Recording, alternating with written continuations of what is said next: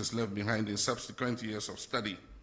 Under this policy, students from low-income households will have access to flexible and dignified financing options to complete their tertiary education without the burden of unbearable debt or financial uncertainty. The implementation of the free tertiary education policy for persons with disability has commenced, removing a key barrier to higher learning and affirming our belief that education must be a right and not a privilege for every Ghanaian, regardless of their physical ability. To give life to our commitment to foster a knowledge-based economy, we've established the Ghana National Research Fund with an initial allocation of 50 million cedis. This is a step towards deepening research and innovation across all sectors: science, technology, humanities, and the arts. For far too long, much of the research conducted by our brilliant academics has been funded by foreign institutions, with the unfortunate outcome that the intellectual property and findings are often owned abroad. With this fund, we'll slowly but certainly reverse that narrative by empowering our own researchers and ensuring that Ghana owns the knowledge and innovations produced by its intellectuals.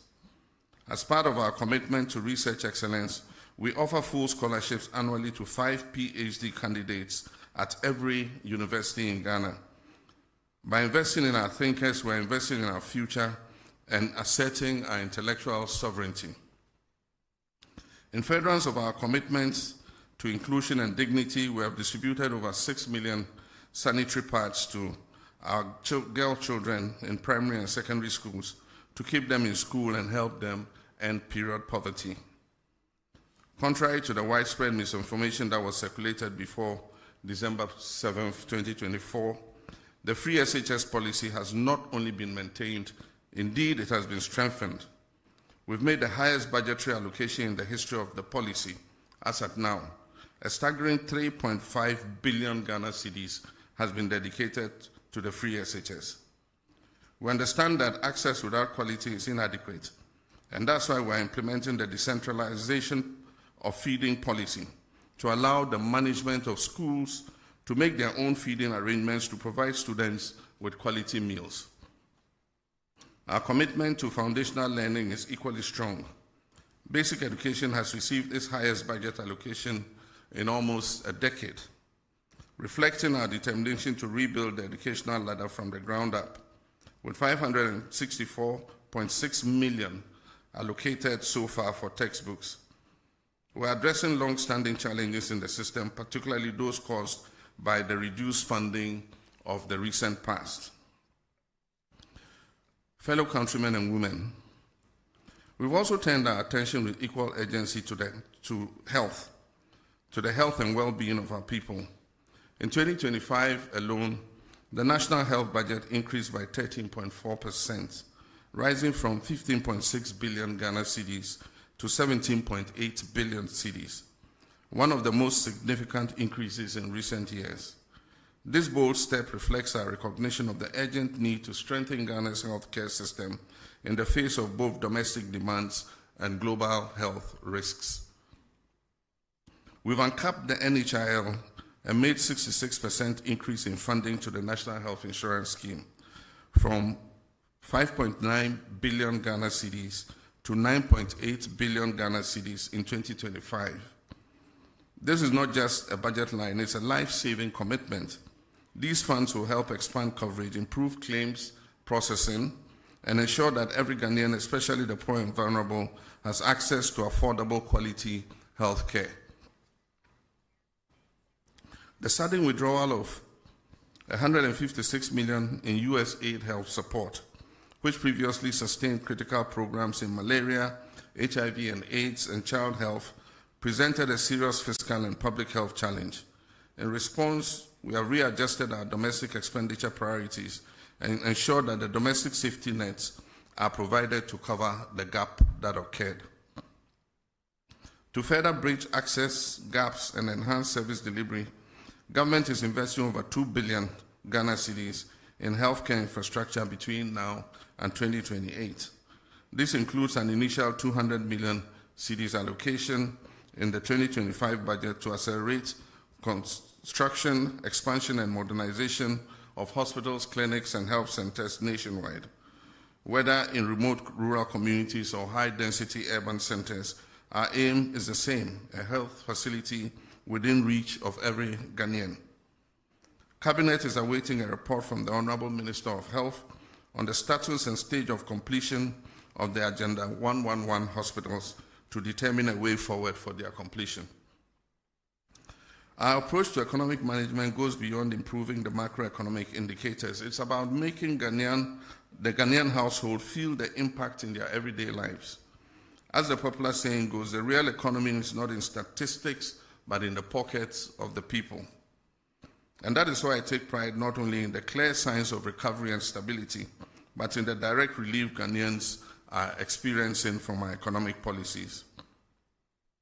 Today, we are seeing a stabilization in the price of goods and services, with inflation dropping significantly from 23.8% in December 2024 to 11.5% in July 2025, the lowest inflation rate recorded since December 2021.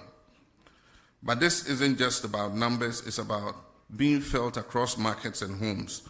The prices of key commodities are falling, and for the first time in years, brands and businesses are actively advertising their price reductions, a sign that recovery is not only real but tangible.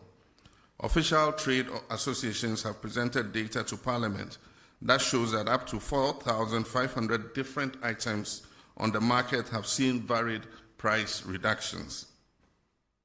We've stayed current with our bond repayment obligations. In a significant endorsement of Ghana's economic recovery efforts, global credit rating agencies, S&P Global Ratings, have upgraded Ghana's country credit risk from junk to B- with a stable outlook, reflecting renewed investor confidence and the positive momentum in economic management. To maintain this positive momentum of our economic recovery, we're increasing Ghana's productivity through bold job-creating initiatives. And one of the most transformative among them is our 24-hour economy initiative, a policy that is designed to boost micro and small and medium enterprise, modernize agriculture, and expand employment opportunities across key sectors. This initiative is not just about keeping the lights on longer, it is about unlocking new shifts of productivity, widening access to jobs, and building a resilient, inclusive economy that works for all. Only yesterday, Cabinet approved for onward submission to Parliament the 24-hour authority bill. Already we're seeing key institutions take the lead in actualizing the 24-hour economy vision. The Ghana Publishing Company has transitioned to a full 24-hour operation. The Passport Office and Ghana's foreign missions have also rolled out round-the-clock services to expedite passport processing and improve service delivery.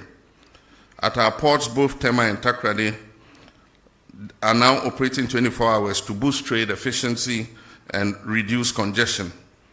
To guarantee safety within this evolving ecosystem, a dedicated 24-hour economy policing secretariat has been established in the Ministry of Interior to provide continuous security support across the country.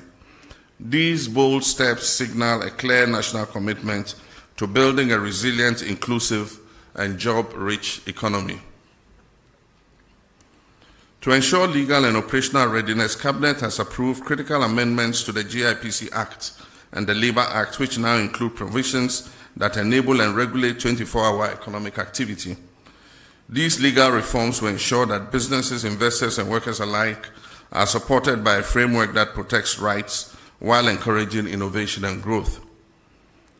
Complementing this agenda, we have rolled out the Jumara program and the National Apprenticeship Program, both of which are expanding pathways to employment, particularly for our young people and artisans.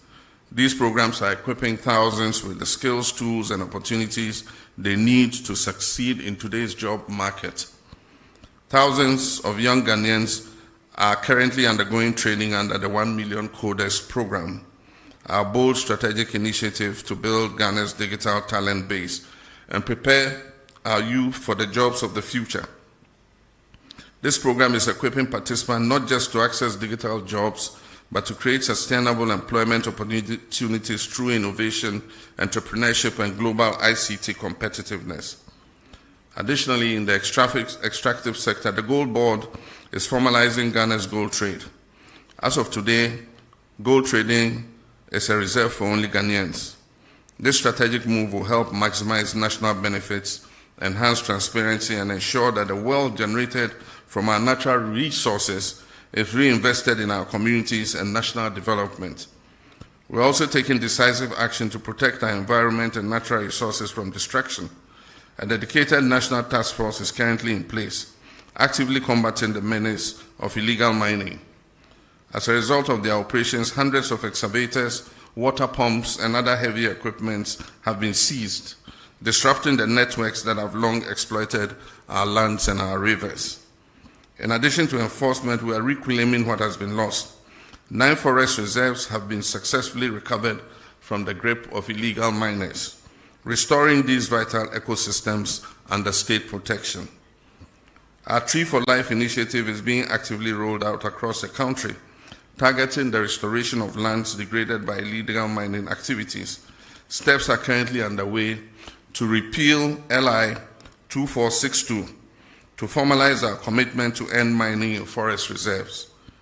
Let me be clear, since my administration resumed office, not a single license has been issued to any company to mine in our forest reserves. The repeal of LI 2462 is therefore intended just to crystallize in law what we have already demonstrated in practice, which is our commitment to protect these forest reserves. My friends, I understand that public accountability and the recovery of looted state resources are at the top of your expectations from my government. And let me assure you, my fellow citizens, that we've not wavered in our commitment for even a moment. Neither have we been complacent. What you are witnessing is not inaction, it is our steadfast adherence to due diligence, due process, and fairness in the pursuit of justice. Yes, our insistence on doing things the right way may afford those who have looted this country some temporary relief, but let me be clear, it will not grant them permanent escape. Across multiple fronts, active pursuits and prosecutions are well underway under the Operation Recover All the Loot. Over 200 cases are under active investigation, with about 80 people interrogated so far. Several prosecutions have begun, progressing steadily and remaining firmly on course. In the Republic versus Edubuan and 3 others, the state has submitted witness statements together with all other documents, and trial has commenced. And the first of 3 prosecution witnesses have been called and have been cross-examined by counsel for the accused person. With the SkyTrain case, for instance, the prosecutors have secured a trial date, as all preliminary matters have been concluded and the trial is set to commence.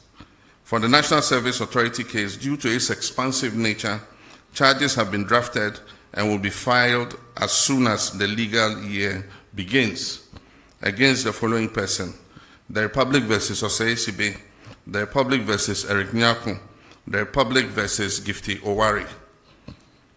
Also for the National Cathedral, we are awaiting a forensic audit from the Auditor General. Additionally, charges have been drafted and are ready for filing in the case of Republic versus Wuntumi and Akunta Mining.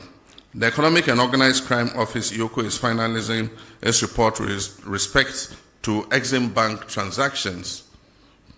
Dockets are in preparation for the buffer stock case and the drip equipment case.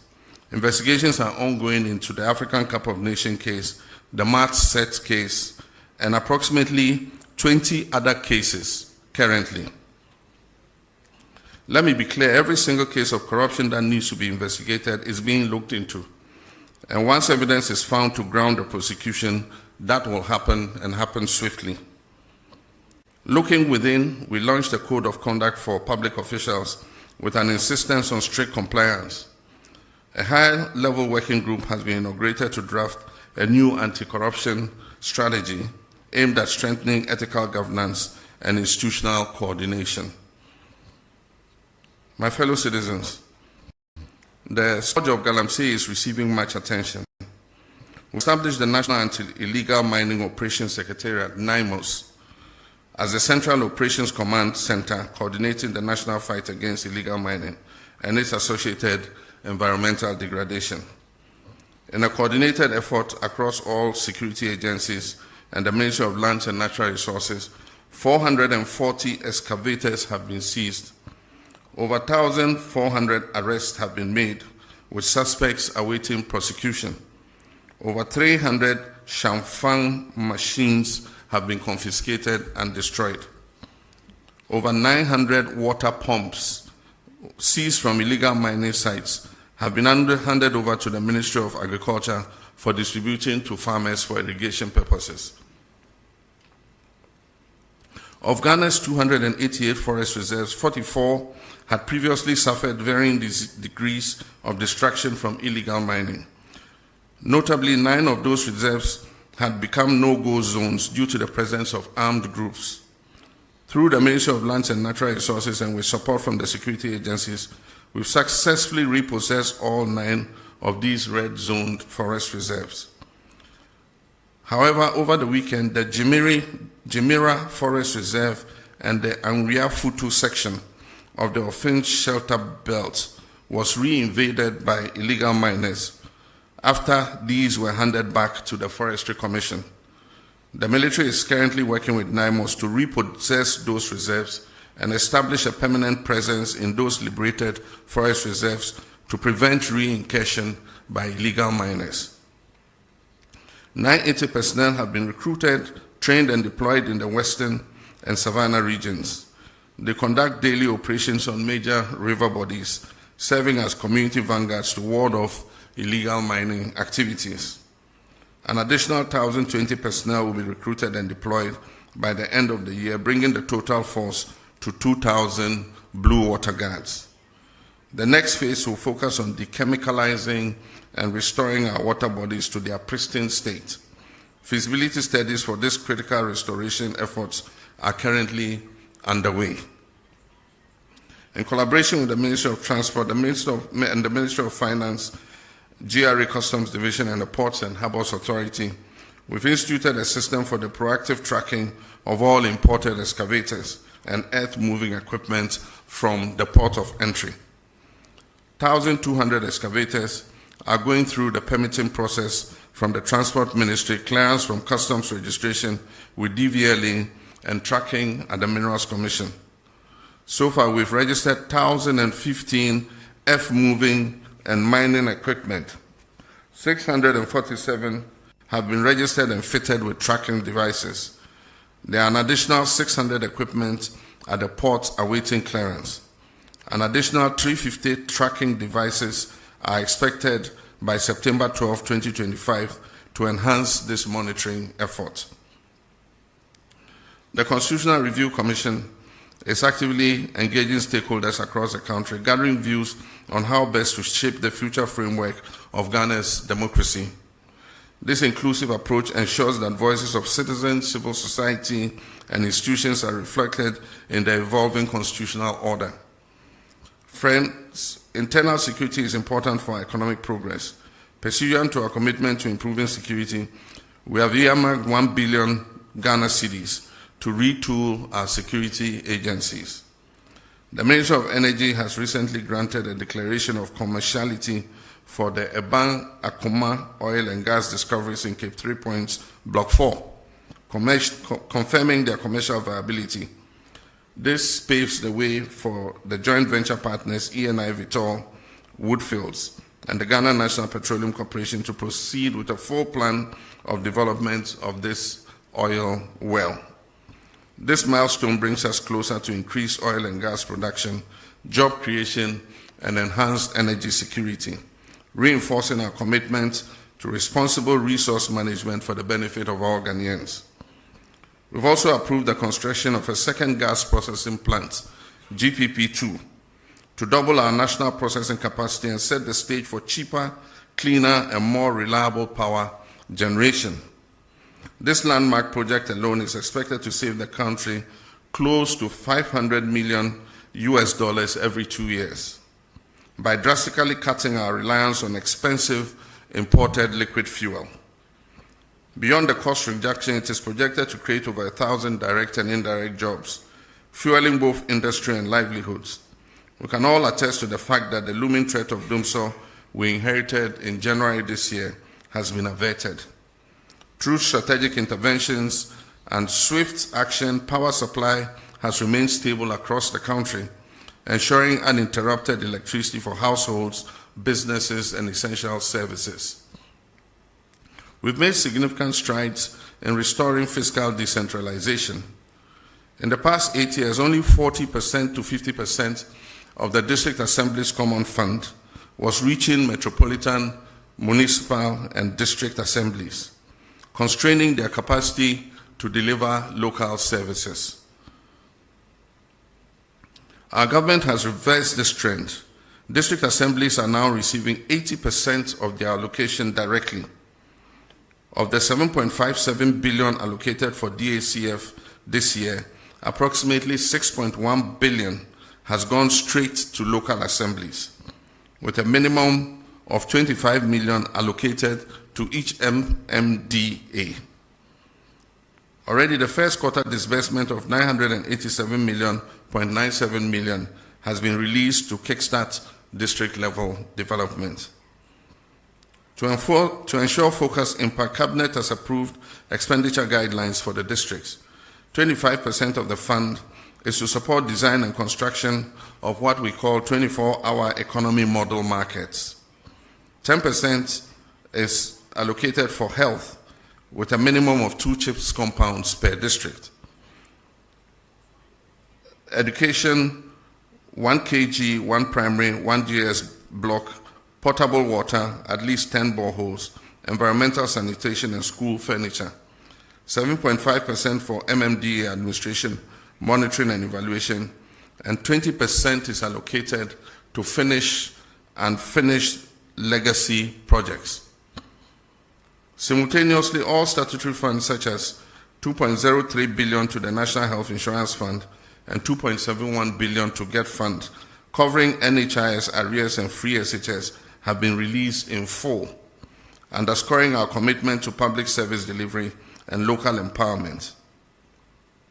Next week, I'll cut the sword in 3 locations to signal the start of the Big Push program.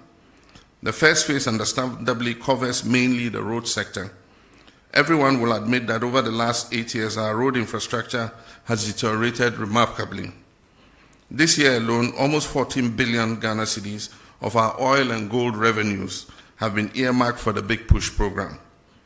Critical road projects such as the Ofankor and Sawam roads, which were chronically underfunded, have been transferred under the Big Push program and recently received a release of almost 1 billion cedis to ensure speedy completion by the end of second quarter of next year. My media colleagues, our reset agenda remains on course, and I've remained unwavering in my commitment not only to the promise I made to you in the run-up to the 2024 elections, but to the principles of honesty, transparency, and probity and accountability that define good governance. I'm resolute in laying foundations for economic recovery, resetting our institutions to reflect the demands of modern governance and enhanced service delivery for every Ghanaian. I'm driven by a deep determination to see the dreams of our forebears for an economically independent and self-reliant Ghana realized in our lifetime. I'm equally determined to restore Ghana's rightful place as a respected voice and actor on the global stage. With your continued trust and support, I'm confident that we will not only meet these goals, but also build a nation that serves the hopes of this generation and the aspirations of generations yet unborn. May God bless us all, and may God bless our homeland, Ghana. I thank you.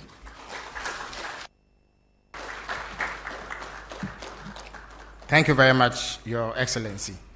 At this stage, we will delve straight into the question and answer session, which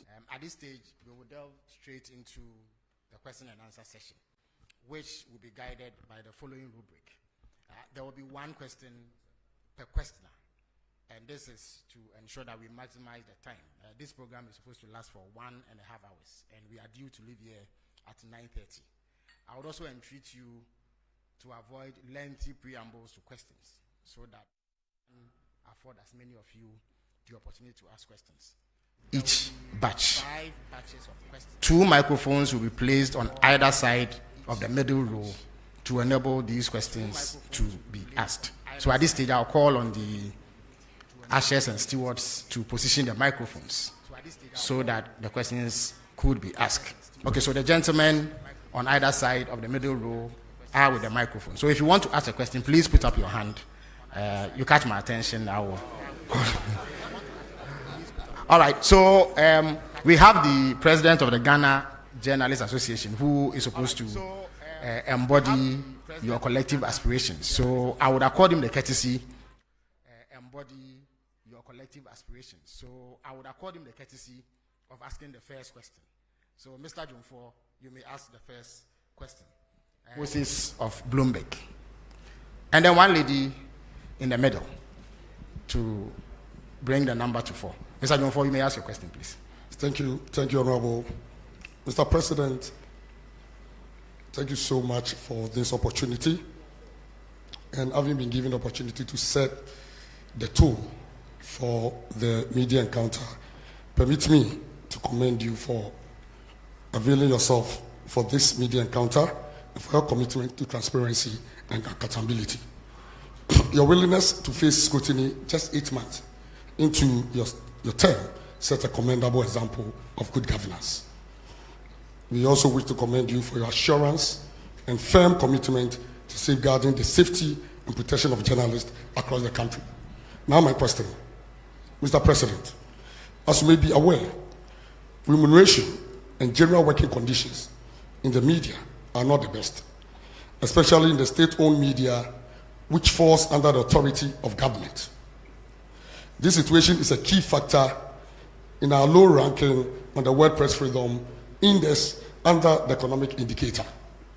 What measures is your government putting in place to improve working conditions in the state-owned media and also to provide relief for those in the private media? Also, assault on journalists are on the rise. And I know this is of great concern to you as a journalist yourself and a proud member of the Inky fraternity. The Ghana Journalists Association would therefore like to know what your government is doing to address this disturbing trend. Thank you, Mr. President. Thank you very much. Kojo, you may have the microphone now. Good evening. My name is Kojo Prekodankwa, Kesben Media. In your remarks, you did touch on the issue of mining, and I want to commend your government. And I want to commend your government with the achievements you chalked. But recently, we heard that Ghana Water Company is proposing almost about 280% increment in tariffs. One of the major reasons they raised has to do with Galamsey and how it is affecting them to get us good or potable water. In this way, I would want to ask, Mr. President, would you then consider the argument that we should have the state of emergency when it comes to illegal mining? Thank you. Thank you very much, Kojo. I believe I called the Moses of Bloomberg. Yes. Your Excellency, thank you very much. My name is Akol Moses, a correspondent of Bloomberg. Your Excellency, Ghana's economic indicators have turned into a positive trajectory, and buoyed by the ratings you also referenced and investor confidence. Do you think that that gives enough scope for you to go back to the international capital market, maybe for your first Eurobond after the defaults? Thank you. Okay, so we'll take the final question in this batch from the lady whose hand is up.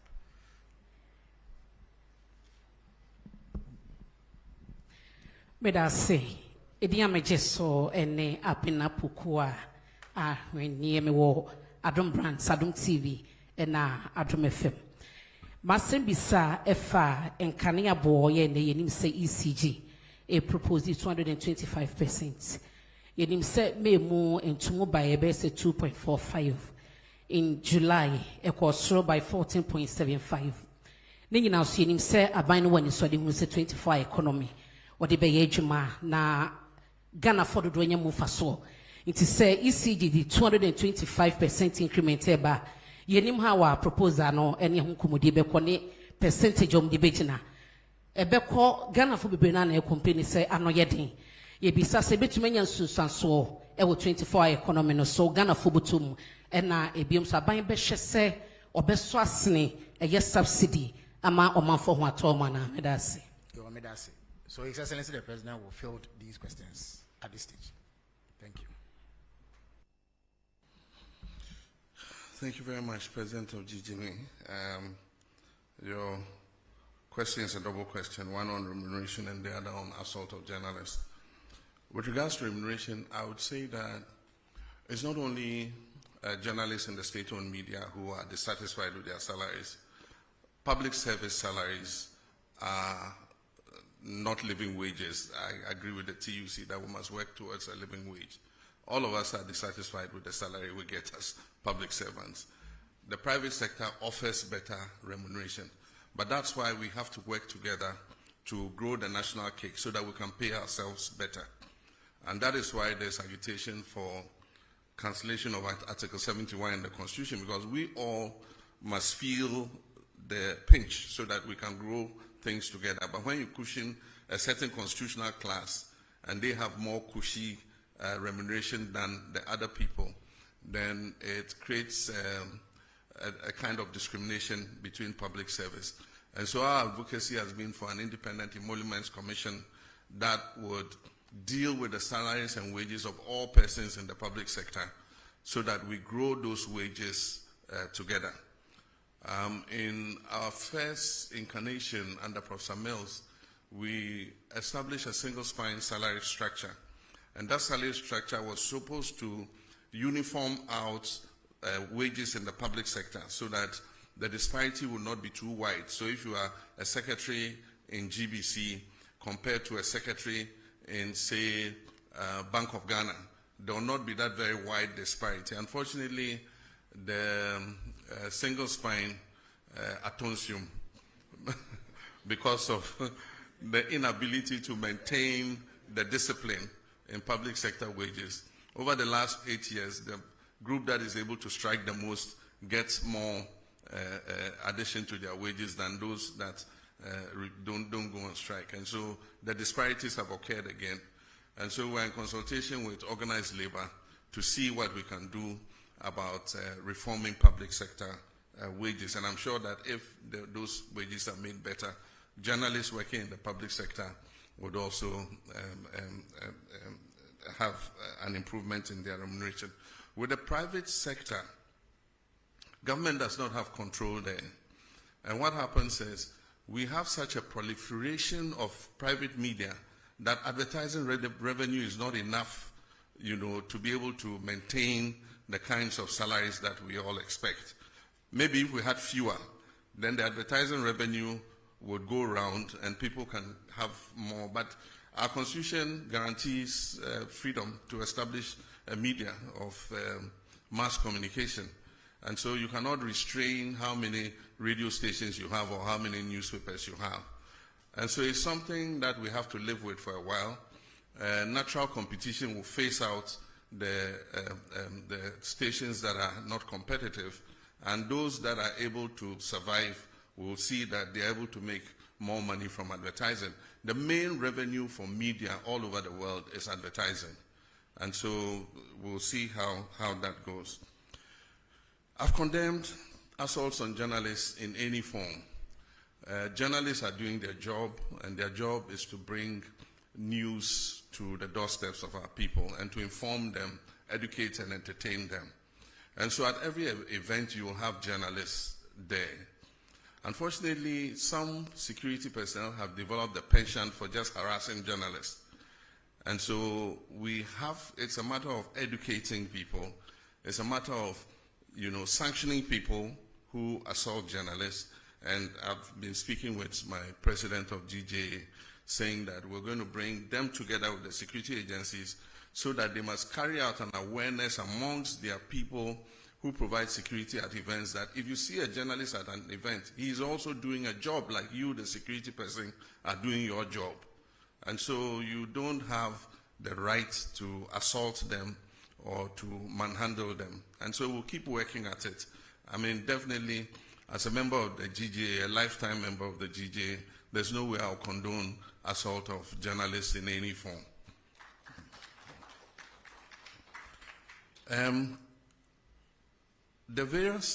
We do occasional review of tariffs. And when these tariffs are about to be reviewed, proposals are requested from the utility organizations. And so I noted that recently Ghana Water presented their proposal, and Electricity Company of Ghana also presented their proposal. It doesn't mean that the proposal they present is what is going to be implemented. We have the regulator, which is the PURC, that looks at all the factors, including the exchange rates, including the cost of production and all that, before they determine what increase in tariff is allowed.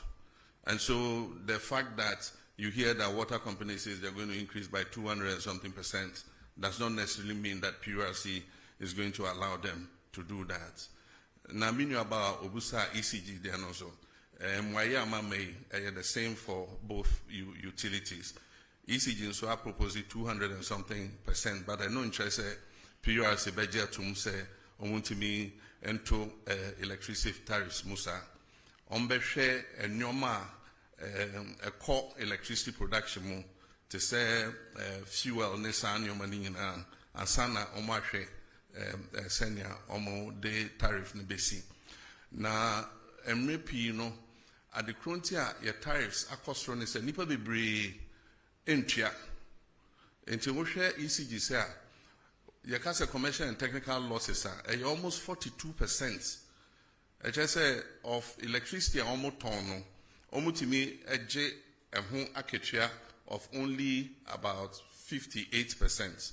Na eno anka wiase afa na bia ankasa edwuma ya se wo ye edwuma bia na bibia wo ton bia wonya just return of 58% anka by now edwuma na gu nso akoya aban de se so na aban abeboa so na aban abeboa enti afa de ya sesa omo hwe edwuma no so na ya kenya omo se omo sorry na omo nante na nea onkrofo omu wia iram kania no ni ade nyina yencheche omo na yentwe omo aso efise se yenyina atwi a ebema eton no ebo na bafom enti eye edwuma ye begu so aye Bloomberg, yes, we're quite happy with the outcomes of the reforms that we have been implementing in the economy. And we have survived without going to the capital markets. We've survived without borrowing. Who could have thought some years ago that Ghana's economy could be run without going to the external market to borrow? And yet, we've survived. And so we shouldn't be in a hurry to go back to the capital market. All we've done is to reorder our expenditure and push funds to areas that are of priority. And so that's all we've done.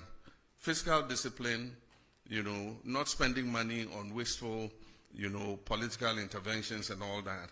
And that is already showing the successes in the market. I mean, we've gone from negative 3.4% on the primary balance to positive 1.1 as at now. And by the end of the year, we'll achieve the target. I'm sure we'll overachieve the target of positive 1.5. And so it's all about discipline in expenditure. And so for me as the president, I would not favor a quick return to the international capital market. I think we should go like this for a while and consolidate the economy before we look at external financing. Thank you. Thank you very much, Your Excellency. Now, having taken a set of questions from this side, I would go to this side and take 4 more questions. Kamini, you may have the first shot. Mr. President, it's Kamini Amano. I'm the host of TV3's Hot Issues. We look forward to your return to the iconic show. I want to talk about the local currency, the Citi. In the second quarter of the year, we saw a very bullish rise in the value of the cedi. We are not seeing the same in the third quarter. So far, we are told that it's lost about some 13%. When it was on its rise, the IMF had warned that the country was over-interfering, which is why we were seeing the performance. My question tonight is, Mr. President, did you manipulate the performance of the cedi? Is that why we are seeing the cedi fall as quickly as it is today? How do you explain this decline in value in such a short period of time? And what's the plan to revive it? Thank you very much. Nana Mejakwa has the floor. Patron Nana Mejakwa, TV. My question is oral. I'm saying, Mr. President, what can PR oral?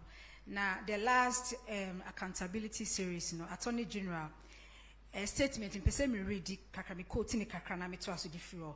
I wish to remind you of the fact that when I announced the Kwabena Edubwahi investigation, I was blunt in stating the fact that I am open to engaging in plea bargaining with those who have been investigated and found to have looted or stolen state resources. I means no words about my intentions and will therefore not shut the door to any accused person willing to enter into negotiations with my office for purposes of reaching a plea agreement. Yenim se ya criminal and other offenses procedure amendment act 2022 plea bargaining. But my question is say fight corruption. That's Attorney General, State Attorney say we be na apno di ato ho no mo a say we loot state resource and as a fund bra then we negotiate. Does it mean say we beti ase say sika na me fae no metua ye gyan no ana ende wo ho no mo ana? My question it does. Justice from Xinhua News Agency. Thank you very much, Mr. President. My name is Justice from China State Media, Xinhua News Agency. Looking at the global trade crisis that was ignited by the United States President, people have been wondering what countries like Ghana would be doing as a response. But we realized recently that the Chinese government has actually granted all African countries a zero tariff into their market.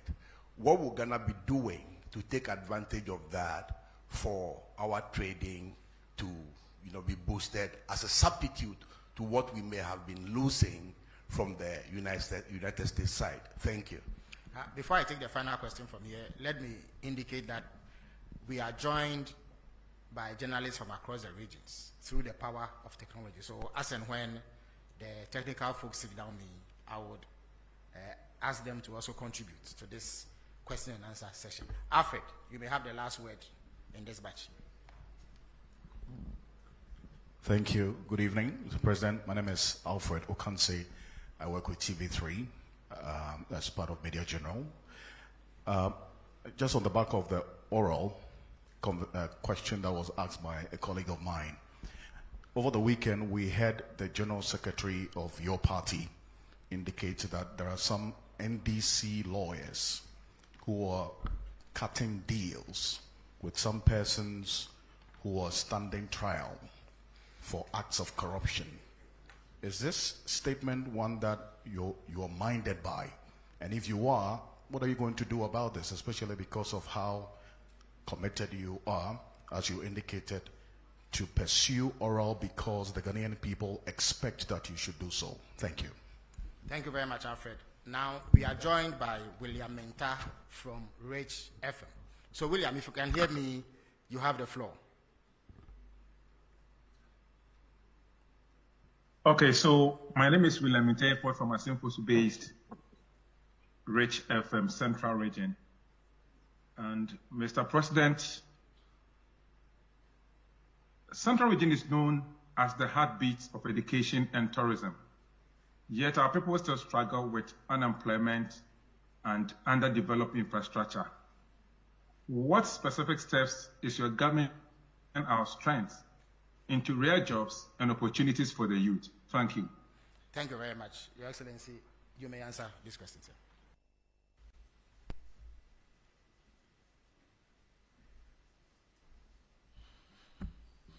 Thank you very much. The first question is about the rise in the value of the cedi. We recognize a very steep appreciation in the value of the cedi in response to the reforms that we were carrying out. And for those of you who listened to me, there was one occasion where I said, people were asking whether it will go below 10. And I said, it is dropping, but it will find its true value. It was undervalued at 16, and it probably is overvalued at 10.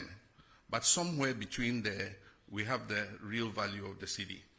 And so I believe that it is about stopping rapid depreciation of the currency.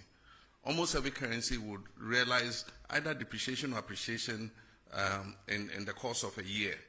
But when you have steep depreciation of about, like we had in 2024, 25% depreciation in the currency in the first half of the year, it makes planning difficult.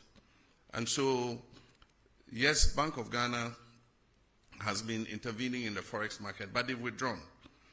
And what happened was that because of the rapid appreciation in the value of the cedi, we saw an exponential increase in imports, because then people could buy cheaper dollars and so they could import more, which is a natural economic phenomenon. But on the other side, exporters are not happy because they get less cedis for what they export. And so every country tries to find out a balance where exporters are able to do good business and importers are not overburdened by high forex rates. Where that lies, I don't know. I'm not a central bank. But the cedi is making an adjustment, and I believe that it will settle at a certain rate, and we will make sure that any depreciation that occurs in the value of the cedi is within a margin of about 5% per annum. That is what we target. And so for now, there's still speculation. It's also coincided with a period where we saw a reduction of 50% in remittances, because citizens in the diaspora were taken aback by the rapid appreciation of the cedi. And so if somebody was building a house, if he was going to send $100,000, it meant that he was losing a certain percentage of that 100,000. And most of them would decide to adopt a wait-and-see attitude and say, oh, no, as for cedi, it's not possible that the cedi can regain its value to that extent. By all means, it will go up again. So I'll hold back my remittance until the cedi goes back up. So we saw a 50% reduction. But there were also some other factors. There were some money transfer companies that were collecting cedis abroad and not repatriating, collecting dollars abroad and not repatriating the dollars. There were other, which we're investigating, there were other cases where people applied through the commercial banks for foreign exchange to cover imports. And those monies are transferred to pay for imports, but the imports never came into Ghana. And we've studied a period of 4 years, and over the period of 4 years, about $42 billion was taken out of this country without the corresponding imports coming into the country. And so we started sanctioning some banks, and soon we'll start interrogating some individuals who ostensibly took money out against imports but never brought those imports. We want to know what happened and if there was wrongdoing to sanction whoever it is. While we work to stabilize our economy and improve the value of our currency, we must protect that currency, because a strong cedi is good for all of us. But when that happens, some people try to take advantage of it. And I think that we should all condemn anything like that. FR investigations now here with regards to oral. Senya Okayano, MPP Abresomo de Nshishebi by Ayemra se Abani Wudi FR case be hon se ebia wa Fiscal na bibia or akwenya ubetimi aka say you any aban case na mode kwedu a mode bomeno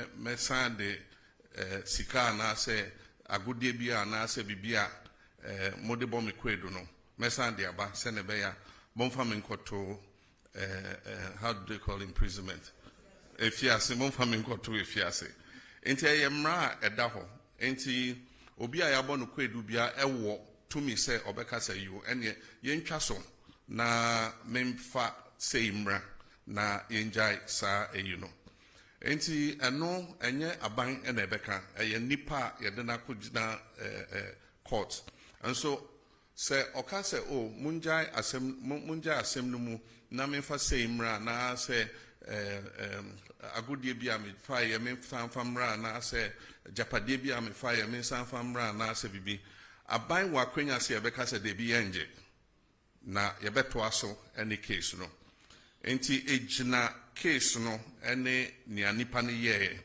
enti still aban wɔ tumi sɛ even though wakɔ mmara no ase aka sɛ mepɛ sɛ mesan ɛde bibi bɛma aban na aban egya case no mu aban bɛtumi aka sɛ de bi yɛmpɛ yɛngye enti ɛno ɛyɛ case by case sɛ o hyɛda ɛde adwembɔne ewia yɛsika a ɛkyerɛ sɛ ɛso a yɛn nyinaa ɛkyerɛ sɛ I don't know how to explain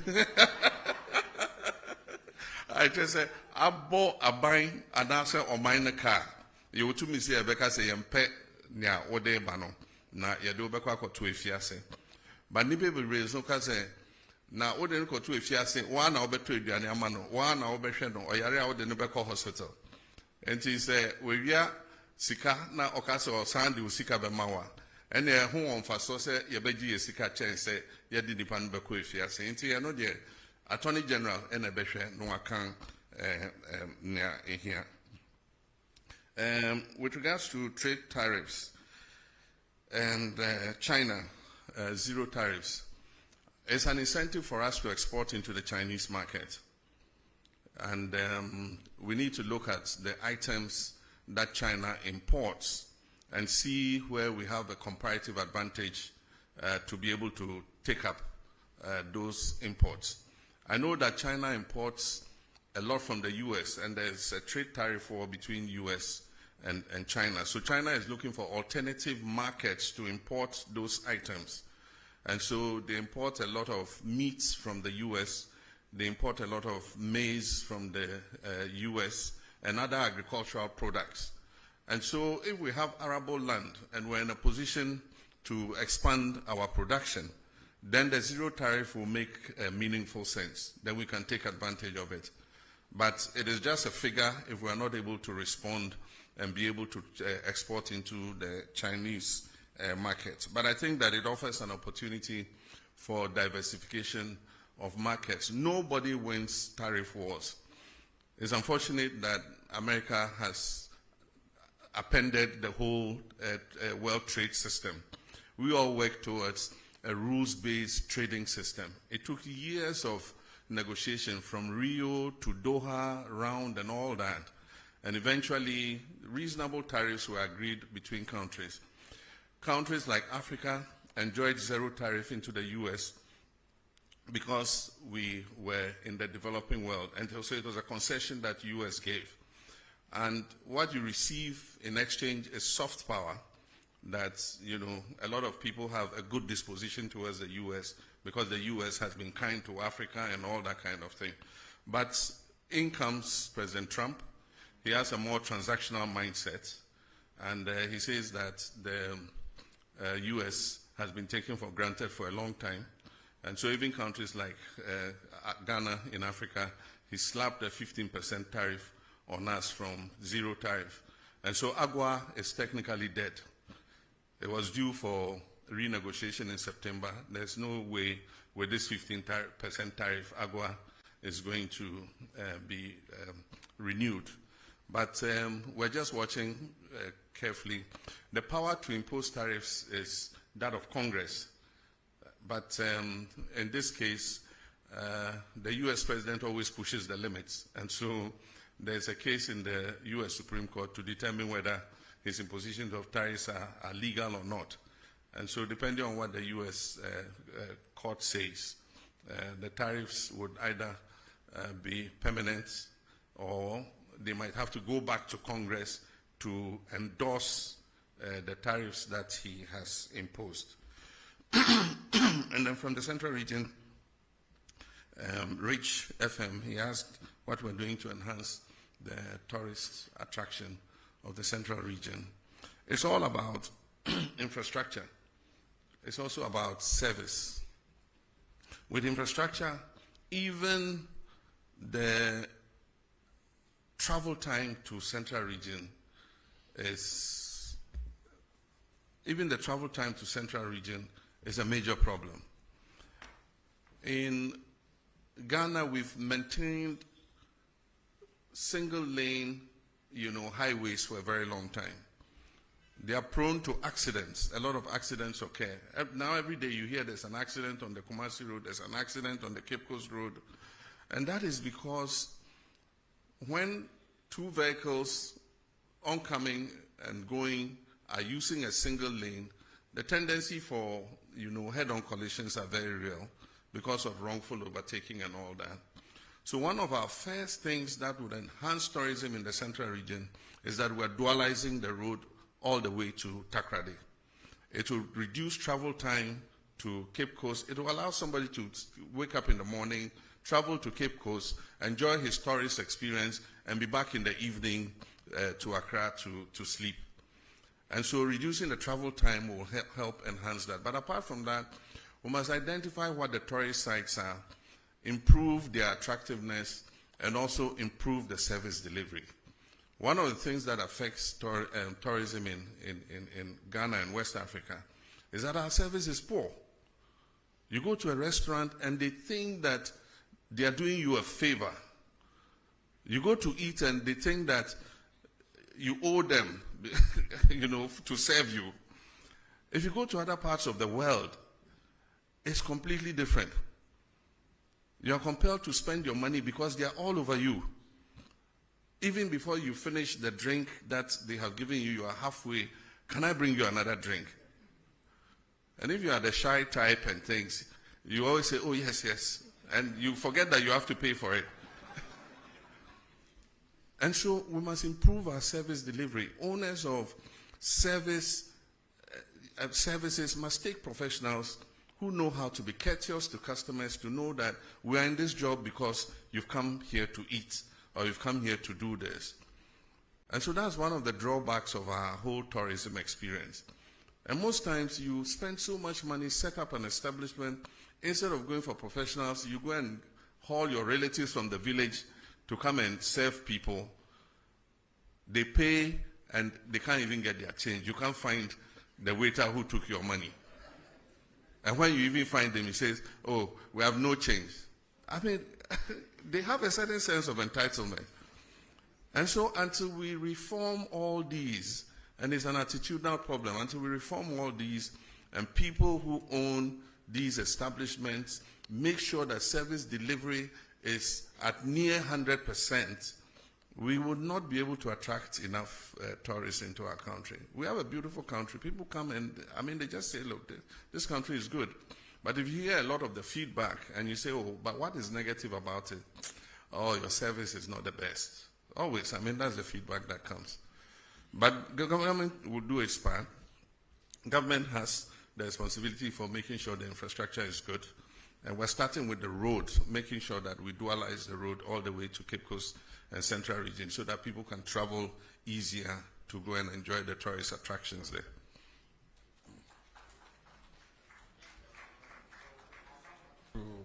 The middle row. So Bernard Avle of Channel 1, Sadiq Adams, Mahama Haruna from the Savannah region, and there's a lady at the back there, and Joshua from GH1.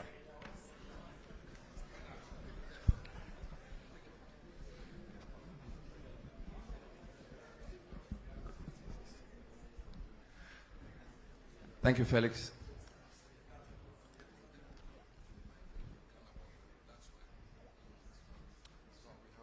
Thank you, Felix. Before my question, I'd like to indicate that there was a question on Galamsey, which I believe has Yes, not I been just answered. prompted His Excellency, and he will deal with it. Yeah. Thank you very much. So, Mr. President, thank you for this opportunity. We are told democracy thrives on checks and balances and separation of powers. Your party has a 2/3 majority in parliament. The Chief Justice you came to meet has been removed, of course, under your hand, although the process was gone through. There is talk of the EC chair and the leadership, quote, not being fit for purpose by members of your party. Some people fear that these developments and others create a situation where the other arms of government are completely subservient to the executive. In fact, one newspaper expressed the fear that you could be morphing into, quote, a supreme leader, unquote. There is a maxim that power corrupts, and absolute power corrupts absolutely. Should we be worried in your legacy term that the democracy you came to meet will be well oiled and that the three arms of government will work not in subservience but in unison? Thank you. All right, before I come back to you, we'll cross over to Tamale and take a question from Abdul Mujiz from Tamale. Sagani TV from Tamale. Abdul Mujiz, you have the floor if you can hear me. Thank you very much. Mr. President, good evening. My name is Ba Abdul Mujiz from Tamale. My question has to do with the Tamale and Yendi water project. I would like to know when.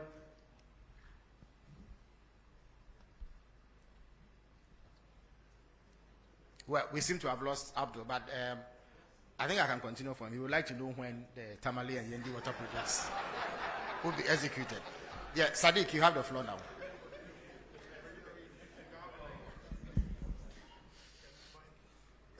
Good evening, Mr. President, and thank you very much for this opportunity. My name is Sadiq Adams from Angel TV and Angel Radio. Mr. President, the question is on national unity and peace. There has been a recent spate in social media accounts created by unidentified people purported to be representing ethnic and tribal groups. We have seen some vile attacks, pockets of that on social media, TikTok, and some of them in real life. There has been a number of them, and we observe over 50 that has been set up particularly to attack and inflame ethnic passion and tribal issues. If your security agencies have taken notice of this, what are the measures being taken to ensure that our national unity and cohesion is protected by education and sensitization, as well as trying to put this in a context of not suppressing freedom of expression, as well as maintaining the national cohesion that we have because of these kinds of threats and attacks from social media on ethnic basis. Thank you. Thank you very much. Joshua from GH1. Good evening, Mr. President. I am Joshua Kujumensa, GH1 Television and Star FM. I'm glad to hear that you personally are telling us that indeed steps are being taken to repeal LI 2462. But then I want to find out from you, the pro-environmentalist groups and then civil society, they want this declaration of a state of emergency. Where's the difficulty in declaring that state of emergency? Thank you. Thank you very much, Joshua. Mahama Haruna from Savannah. And then we'll take a final question from the lady from GTV. Thank you very much, Honorable. My name is Mahama Haruna, as you rightly said, from Savannah region, Inkligi FM.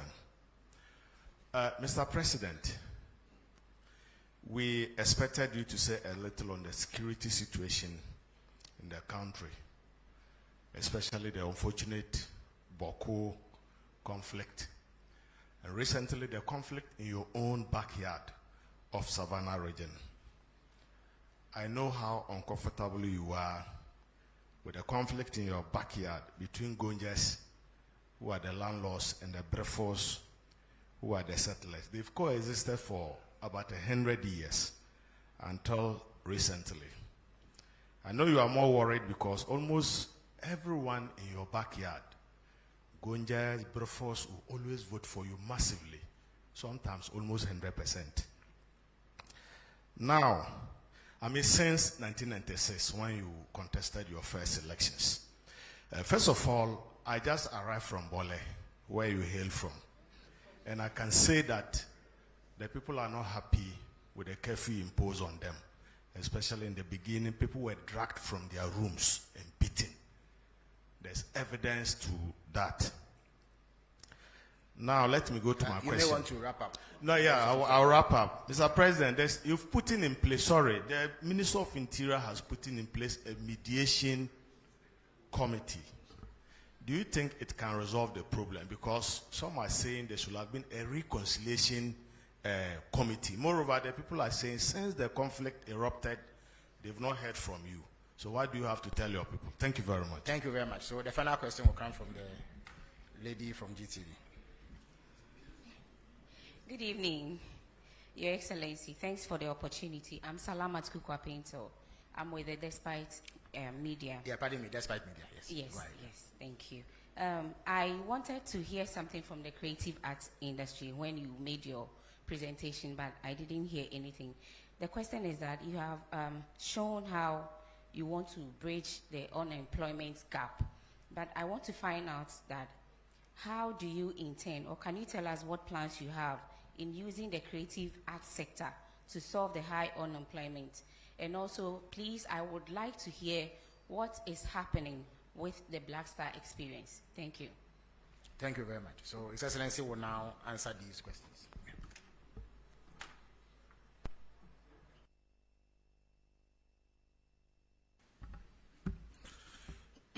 Thank you very much. Let me first apologize for missing one of the questions, and that is the accusation that there's interference in terms of the oral investigations. I would have very conveniently said the General Secretary himself is here, and so I'll call him to present his evidence to the public. But I can assure you that there's no way anybody can interfere. I cannot be in people's mind to stop them from attempting to interfere, but I am responsible for making sure that that interference comes to naught. And so I closely monitor. I hold regular meetings with the Attorney General. He briefs me on the status of investigations. And so I'm confident that, the cases will go ahead based on their merits and that nobody would have the opportunity to interfere. If anybody goes lobbying people or paying people to interfere, they probably are just throwing away their resources. All cases will be investigated and come to their logical end. If people are exonerated in the courts, I mean, that's what justice is all about.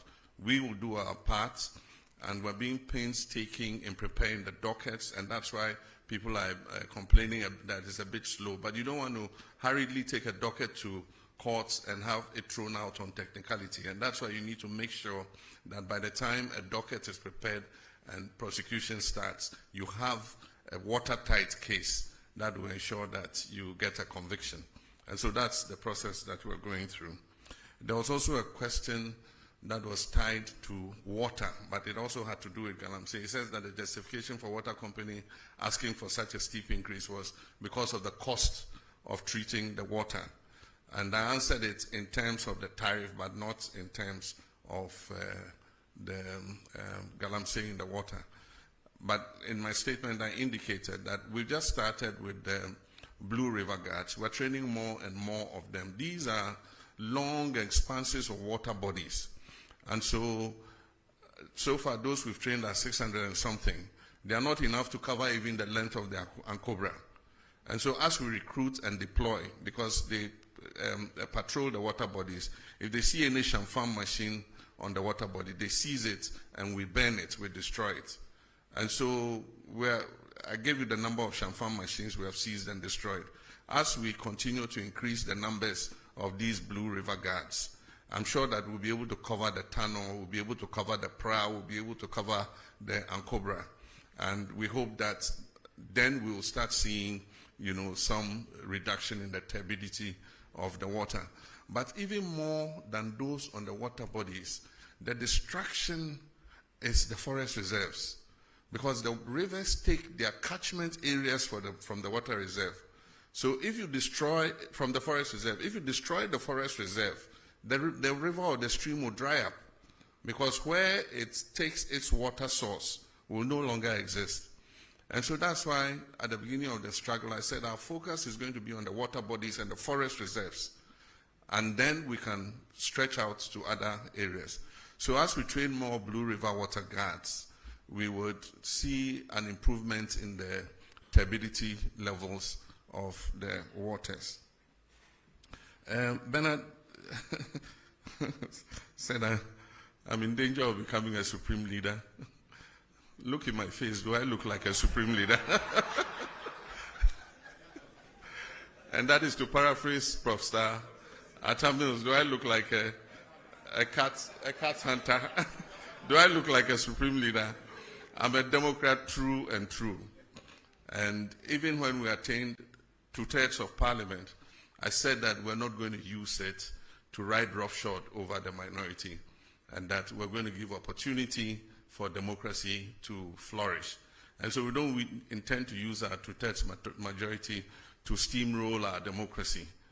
We believe that even though the people of Ghana gave us that overwhelming majority, it wasn't meant to turn Ghana into a dictatorship. They gave it to us in order that we could carry out reforms to make our governance better. And I think that we stand a very good chance with that 2/3 majority to finally move the amendments to the Constitution that we have all wanted. In the past, because of hung parliaments and all that, we couldn't make any progress because there are some of those amendments for which you need an overwhelming majority. And so Ghanaians have given us that opportunity and say, look, go ahead and do these things so that we can have a better constitution that will take Ghana for many more generations to come. And so that's what I believe. But I certainly am not on the way to becoming a supreme leader or an autocrat. Yendi and Tamale water. Yendi, Tamale, and Damango are 3 urban areas in the northern regions that suffer severe water scarcity, especially Tamale. Tamale is probably the biggest city in the whole of the 5 northern regions. The population has been increasing rapidly, and the water system has not expanded as fast to meet the demand of a growing population. And so we have to urgently expand Tamale, Yendi, and Damango has become a regional capital. It has started growing very fast, and it faces a scarcity of water.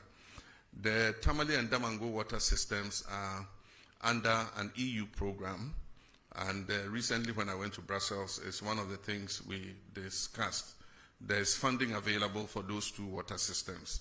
And so because we have a cap on our credit, external credit of $250 million a year, we have to find space within that to be able to accommodate Tamale and Damango water. But I want to assure you that they are priority projects for government, and we definitely would fund them and make sure that before we leave office, Tamale and Damango get sufficient water for those cities to thrive. With Yendi, we are placing Yendi under the Big Push program. And so we're going to fund it with our oil and gold revenues and establish an expanded water treatment system for Yendi. The budget statement is going to be read in November. And in the budget statement, details of these projects will be included in the budget. The last time the GJA came to me, I mentioned to them that as the world changes and new technologies come, we're moving from not having just the traditional media into having what we call the new media. These are all the new social media instruments like TikTok, like Facebook, like X, and all of them. And so the traditional sense of journalists like you, most of you trained and working in media houses that have a corporate identity and can be held responsible for the information that you put out, is beginning to change. We have a new crop of I'll call them neo-journalists, who anybody with a phone and a camera can report news or comment on national issues. Now the point is, who holds those people responsible? And that's what he's saying. If you go to some of the WhatsApp platforms, or you go to some of the commentaries in the TikToks and others, we have what we call hate speech, incitement to violence. Those are criminal. Despite the fact that we have removed the criminal libel laws, there are some laws that make such people accountable. Because if we don't regulate that sector, it can lead this nation to war. There are some of the incendiary statements that have been made in the Boko situation that are fueling some of what is happening there, making people hate each other and see each other as enemies. It's been the same in the Gonja Brefo thing. Some people fanning and inciting violence against each other. This falls in the ambit of the National Signals Bureau. And so the National Signals Bureau now has the technology to use your IP number and find you wherever you are. So I'm sending a signal to Ghanaians that we can find you those doing those hate speech and things. We'll use your IP number, we'll trace you. And when we trace you, we'll deal with you under the criminal code for inciting violence and disturbance of the peace. But I believe that beyond that, we must start making regulation for this new media, because it's unregulated.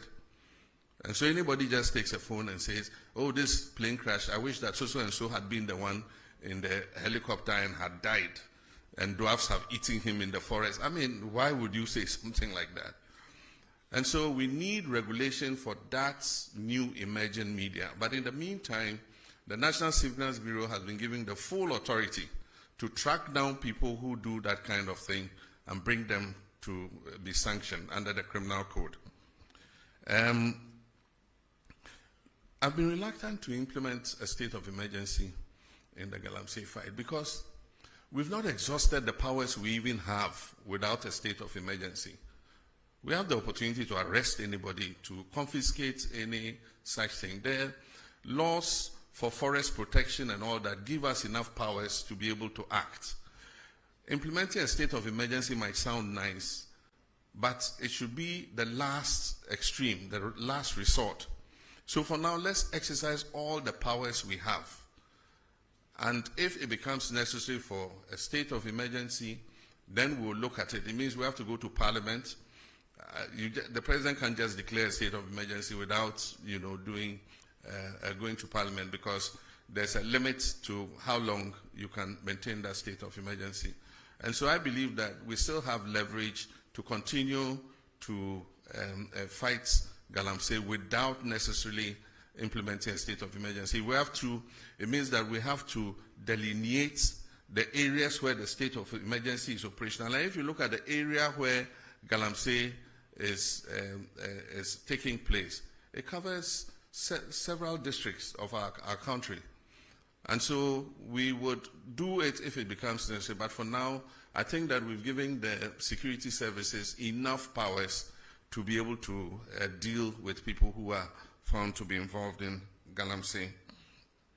With regards to the security in the Sola, Tuna, Kalba, and Bole districts, it was an incident over a small plot of land, like the land you put a container kiosk on. That's all. And it has led to over 30 deaths. Somebody has his house, and there's a land between the house and the street. And he wants to build shops on that land. And then there's a dispute with the chief. And then it leads to gunfire and then deaths. It's most unfortunate, like the questioner said. These are two groups that have lived in peace for so many years and are intermarried. There are people from one side who are married to their others, people from one side that are married to others. I, for instance, am such a mixture of people, I don't know who I am. Part of me is Vagla, part is Safalba, part is Gonja. I mean, quarter of everything. And so if my ethnic groups are fighting, it means my body should be fighting with different parts of my body because I'm a mixture. My blood is made up of all those ethnic groups. And so it's most unfortunate. And so we've put in a mediation team. We mentioned the members. The 2 MPs are supposed to be ex-official members to work with the mediation team. If you look at the terms of reference in the mediation team, there's also reconciliation. And so even though we call it a mediation team, its terms of reference includes reconciliation. So we've given them the full authority to meet both sides, to perform purification rites, to cleanse the land of any blood that has been spilled and all that, and then to come out with recommendations how to improve relations between the 2 groups so that they live in peace. There are few feudal practices that have been complained about, you know, where people are called to chiefs' palaces and shipped, or they are forced to give up their animals and things. We need to look at all those practices too as we go forward. We're in a modern society, and so sometimes some of these things we must take another look at them. I've been accepted by all sides. Indeed, sometimes my greatest supporters were people of other ethnic extractions other than my own Gonja extraction. I won elections not because I was a Gonja, but because of the person that I was, you know, and I enjoyed a good relations with everybody. And so even though I haven't visited yet, I have not gone there yet because I want peace to have a chance, but I've been pulling the strings. I sent a delegation to the Yegbonra to prevent him from leaving Damango and going to Biniri, which would have escalated the conflict. And he listened to me as a father, and he refused to go. I stopped the Bolera too from going there. We gave the chiefs an escort to go and see the place where the incident happened. And I think that that has lessened tensions. As I speak, we've given the security services the authority and the resources to begin to bring some of the displaced people back to their communities. And so we're going to work hard to make sure that we bring peace to Gonjaland. We need peace to develop. Our common enemy is poverty, it's not each other. Savannah is one of the poorest regions in the country, and so we must rather be fighting poverty rather than fighting each other. And the last one, the creative arts. The creative arts is one of the important sectors. What we notice is that the creative industry creates jobs faster than the traditional sectors that we have known. By the time or manufacturing creates one job, the creative sector, digitalization, knowledge industry, arts and things would have created about 5 jobs. And so that's an area in which we have to continue to invest. And that is why we created them as a ministry together with tourism. The Black Star experience will take off. They've been working on all the foundational issues, and you'll soon see a sign of it. In the next budget, we're going to make some allocation for the creative arts, for the film fund, and to support Kumawood and all the filmmakers, to support the music industry, to support the arts and all that. We need to put our money where our mouths are. And I think that the creative arts are a good representation of our culture and who we are as a people. Thank you. Excellency. Unfortunately, due to constraints of time, we would take a final round. So I will start with the gentleman from TV5 Le Monde, and then let me be inward looking and call GTV, who I superintend. I see Kojo Yangsen at the back. Let me come this way and call the gentleman from BBC. And then I'll give the final slot to a lady, the lady at the back. That will be it. Which of them? There are 2. No, the black, incidentally. Well, one has more white than the other, so All right, so Lemon, you have the floor. Good evening and thank you for having me tonight. My name is Victor Cariou. I'm the Ghana correspondent for Radio France International, TV5 and Le Monde Afrique. These questions concern the diplomatic relationship between the United States of America and Ghana and Africa, and the deportation of migrants from the US to third countries in Africa. Your Excellency, with regard to this matter, how do you perceive the recent deal between the US and Rwanda, Eswatini or South Sudan? And also, has Ghana already received migrants from a third country deported from the US? Or if not, is Ghana considering doing so in the near future? Thank you. Thank you very much. GTV has the floor now.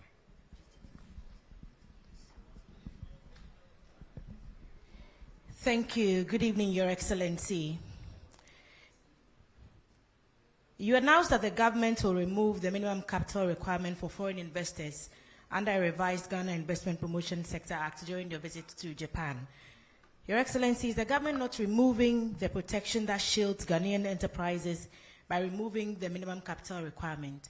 And also the concerns about the Ghanaian traders with the activities of the Nigerian trade partners in the country. There's a request for that part of the GIPC Act to be amended to make it possible for Nigerian and indeed other African traders to move more freely within the space because of ASCFTA. What are your views? Thank you. Thank you very much. Kojo Yangson has the floor now. Thank you. Good evening, Mr. President. My name is Kojo Yangson. I'm the host of the Super Morning Show on Joy. Mr. President, you've already talked about how important it is to safeguard the water bodies and the forest reserves. But over the past 9 months since you became president, the turbidity levels in the water bodies have worsened, according to the Water Resources Commission.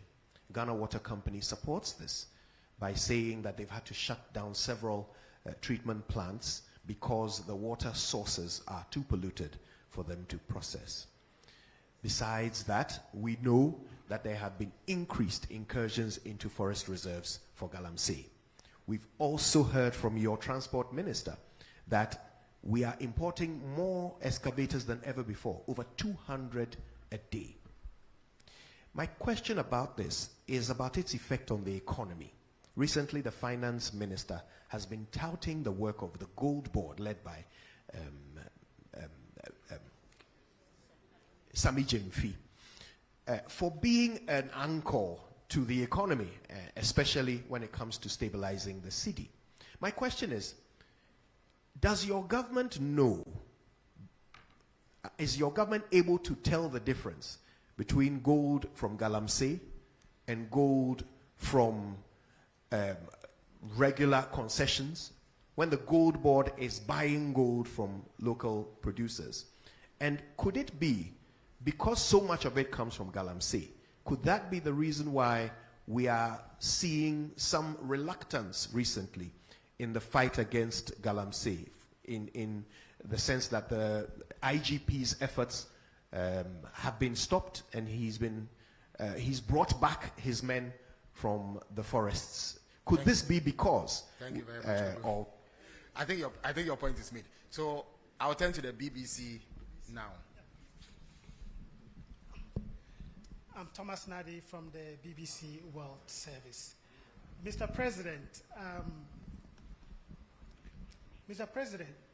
during our interview last year ahead of the elections, you mentioned you were going to establish special courts to fast-track the trial of corruption cases.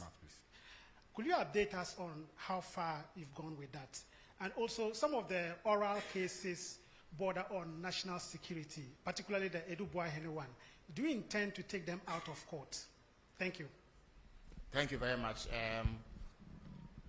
The lady in a lot of white and black. Good evening, Mr. President. My name is Bernice Abubeidulansa. I'm a broadcast journalist with GH1 Television. In your speech, you mentioned that you are committed to resetting institutions. But there are many Ghanaians watching us tonight who are either on the verge of homelessness or struggling to get money to rent, not because they don't have money, but because we are not sticking to our rent laws.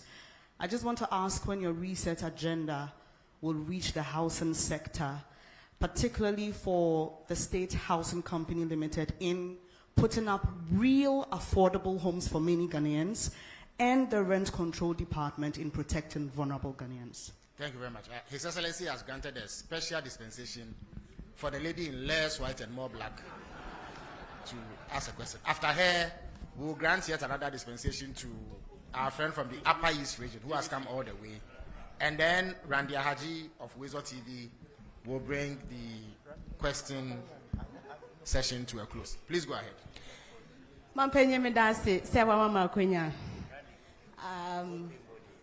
The question is today if you ask a man to one family and Kebehame pa. Meeting Ede Monica is Anoba home-based television. Mepacho wa bole bamboy tuna kalba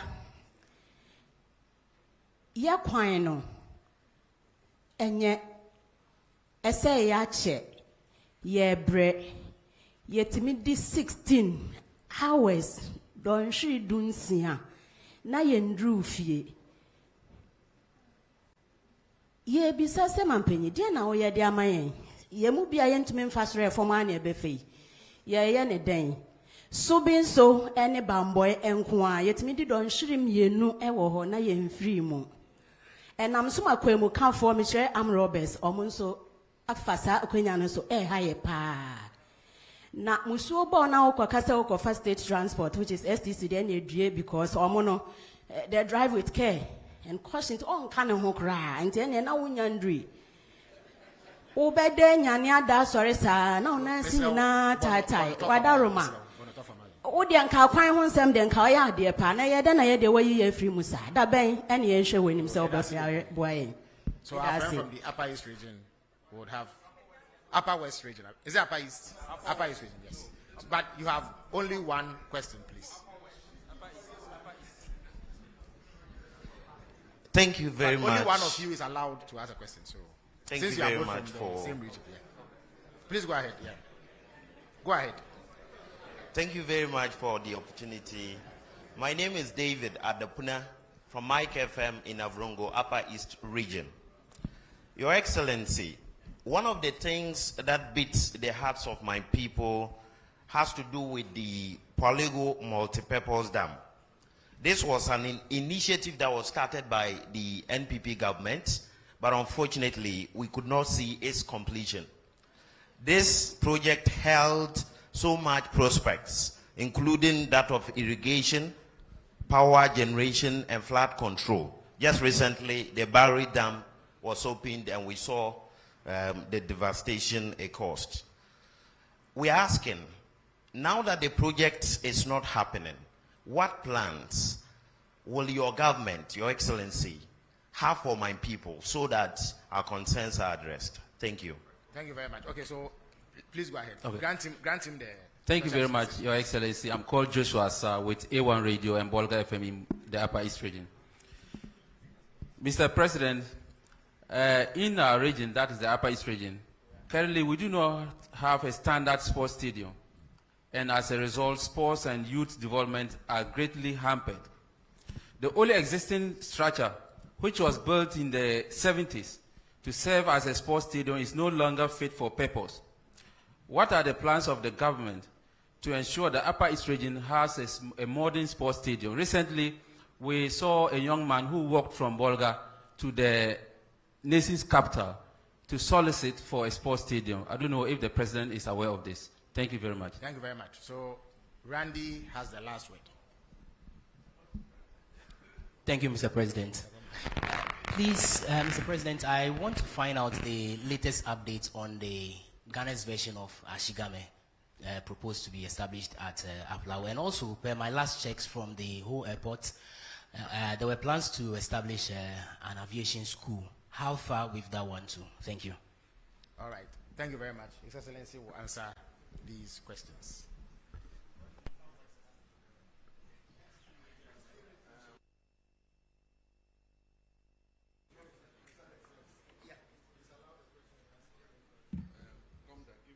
Okay.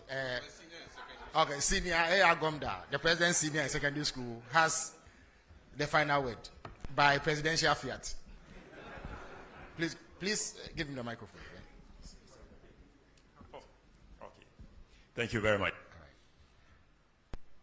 Excellency, your recent directive that 2 persons be investigated for their activities regarding Galamsey went down well with a lot of people. But so far, we haven't had any outcome from it. Can you please tell us what is happening or what is going to happen? Thank you very much indeed. Okay, thank you. All right, thank you very much. Thank you very much. Senior, we used to call him Major in Ghana Secondary School. When I came to Form 1, they were in Form 3, Yeah, and he was, as a very little boy, and he was one of my protectors. He used to protect me from bullying, and that's why I gave him the last.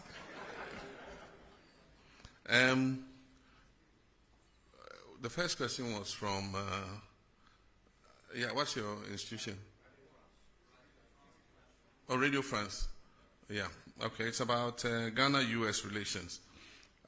First, we were slapped with 10% tariff. That was increased to 15%.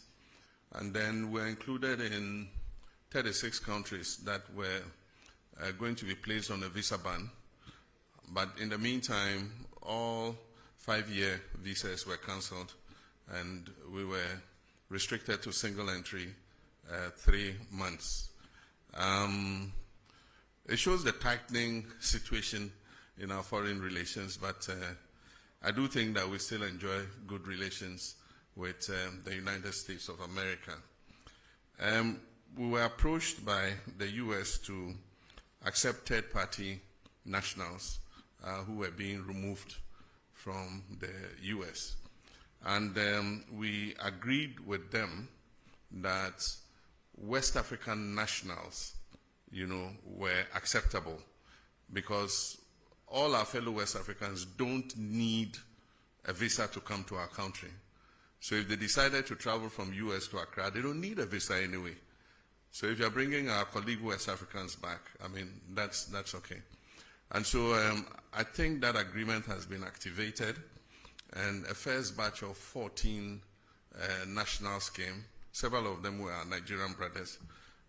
They opted to go back home, and so we put them on buses, to be able to go back home. One of them was a Gambian who it's not as easy. You have to get him an air ticket to be able to facilitate his travel. So what we've done is contacted their embassy to let them know of his presence so that they can facilitate his return to Gambia. And so that's the issue with regards to deportations and arrivals. West Africa has the protocol of free movement.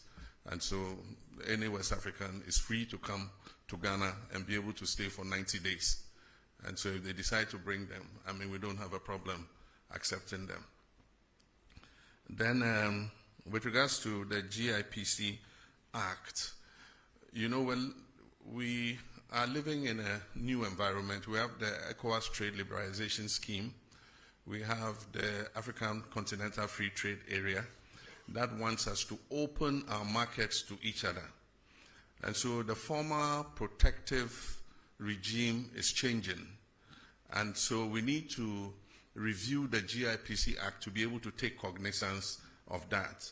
And aside from that, there's limited foreign direct investment in the whole world. And so you need to place yourself in a position where you're able to attract as much foreign investment as possible. So when you put a barrier of $1 million, there are people who, with $500,000, can open a manufacturing establishment. But because you say he must show $1 million of transferred capital into the country, then you shut out that investor. And that's why, as part of the GIPC review, we're removing the minimum requirement so that anybody who wants to come and set up a business in Ghana to provide employment for our people is welcome to come. But that is different from the issue of the markets. And so there's advocacy that we should review that issue with markets. The current law restricts retail sector to only Ghanaians. And there are people who argue that it's anti-competition and so many other things. But of course, in most countries, you want to reserve a certain portion of the economy for your people. And so Parliament is going to look at it, and eventually whatever law they pass is what we have to live with. I never expected, or I never deluded myself, that the fight against illegal gold mining or Galamsey was going to be an event. Determination to the gold board was introduced as part of reforms. And if the gold board was not introduced, I mean, those who were taking the profits from the small-scale mining sector were the foreign traders who were taking that money away. In 6 months, we have exported over $6 billion. About $4 billion of that money was going to go into the private or foreign traders. And so the first thing is you shut the stable door so that the horse doesn't escape, which is what we've done. So if it's from illegal sources, it's from legal sources. At least it's our land that is being destroyed. So let us get the benefit of it instead of foreign traders. So that's the first thing. But if you go and read the gold board law, it has a requirement for tracking and tracing. And as I speak, the gold board is working with an organization to put on a track and trace system. And so they're going to see those who have legitimate license requirements so that they can assist them in responsible mining, so that we can buy that gold off them. Once we do tracking and tracing, it's in our interest, because then we can export under LBMA, and we'll get more profit from exporting under LBMA. So the gold board is not just about buying gold, it's also about financing responsible small-scale mining. And mind you, small-scale mining is not illegal in this country. It's provided for in our laws. It's just that in many cases, we've not even trained the miners about what responsible mining is. You just see anybody who gets an excavator just goes anywhere and starts digging and washing. But small-scale mining takes place in Australia. It takes place in Canada. And so as I speak, we are organizing a trip for the Small Scale Miners Association to Australia. Australia has given us an invitation to bring them to come and see how small-scale mining is done without destroying the environment. And so that's something we're going to take an advantage of. And the Gold Board is leading, and the Ministry of Lands and Natural Resources are leading that charge. Only recently, our Minister for Lands and Natural Resources came back from Australia. And so we need to train these small-scale miners. The gold is a blessing that God gave us. It's a natural resource that God gave us to make life better for our people. It's just that the way and manner in which we are going about it is causing destruction to the environment. But it is the result of an increase in the gold price. And if you've read widely, you find that the same thing is happening in Peru. It's happening in several other countries because of the heightened gold price. And so for whatever little gold you're able to find, you get more money. Galamsey was not a problem when gold was $2,000 per ounce. But today, gold is pushing $3,600 per ounce. And because of the lack of jobs, jobless growth for several decades, there are a lot of young people who are coming out of school who have no job work to do. And so for them, that is the only livelihood. And so we must not think just about chasing them all over the place without providing alternatives for them. Because the alternative is that they should stay home and starve or go out and do something deviant. And that's why we came up with the cooperative mining concept, for which we recently lost our colleagues. They were going to launch it, the first of its kind in Anglo, because one of the things we said was that we're going to let the big mining companies seed off some of their concessions. Some of them have 400, 500 miles square. And there's gold in some parts of those concessions that they will never mine because the grams per ton of ore is so low. But yet, if you put a small-scale miner there, he can mine it effectively. And so we've discussed with them, and they've all agreed. And so Anglo-Ashanti was the first. They've cut a part of the concession, and that is what Omani and Murtala and Co. were going to launch, cooperative mining, so that we'll move the small-scale miners from the forest reserves where they are causing destruction and settle them on the concessions where the big mining companies have seeded. As I speak, Newmont has demarcated an area for these small-scale miners. And we have asked the big companies to mentor them and supervise them and make sure they do the right thing. So that was going to be an alternative for moving them out of the forest and other places so that they can mine under the supervision of those companies. And that's where our colleagues were going when the helicopter crashed. And so it's a program that we're going to continue so that we can give them an alternative, not just go chase them around without finding something else for them to do. And so that's something we're working on. With regards to excavators, we're enforcing the law that you must get the permits before the excavator is put on a ship. That is what the law has been, but it was not followed. And so they let the excavator land before they come and ask the Ministry of Transport for a permit. And so we've informed all the dealers that you cannot load an excavator onto a ship until you have gotten a permit. In the meantime, a lot of excavators have arrived at the port. And recently, somebody said they were being released at midnight to their owners and things. That's not true. What happens was there were so many that they had occupied a huge area of the port and congested the port. And so we found the land near Shai Hills, near the military installation. And the Field Engineers Regiment and others have been given charge to move the excavators from the port to that area so that they can free up space in the port. And they do that in the night because of traffic in the daytime. So in the night, they have the payloaders moving the excavators out of the port to the designated areas where they are supposed to be held. And before any of those excavators is released, they must be tracked. They must have a tracker on them. They must be registered by the owner of the excavator. And we must know the purpose for which the excavator has been imported. Because the construction industry also imports excavators. And so you cannot put a blanket ban on importation of excavators just because you think that every excavator is going to go into the illegal mining industry. Even the big mining companies that have licenses import excavators. And so we want to know who is importing the excavators, who it is going to. We want to be able to put a tracker on it and be able to trace that excavator wherever it is in the country. We called off the IGP's anti-Galamsey task force because they are supposed to coordinate with NIMOS, that is the National Anti-Illegal Mining Operations Secretariat. Unfortunately, they were not doing that. So every little commander in any this thing gets up, Galamsey phobia or they can't tell who is licensed, they can't tell who is not licensed. And so it was just like an attack on the whole small-scale mining industry. And so what we said was they should freeze their action.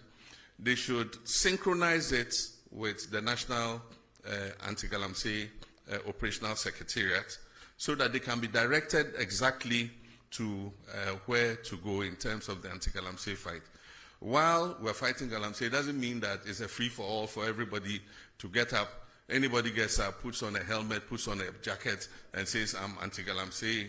They say, we're not looking for chaos. We're looking to do it, in a scientific manner so that we do not hurt the whole of the small-scale mining industry. We talked about special courts for anti-corruption. I actually said we'll speak with the Chief Justice and see if they can create special courts for prosecuting people who are flagged in the Auditor General's report. And so that is something the Attorney General is pursuing, because every year we see Auditor General's report, it goes before the Public Accounts Commission, they say this person diverted this person misappropriated this and that, and yet no action is taken. And so Ghanaians have been saying, so what's the use of the Auditor General's report?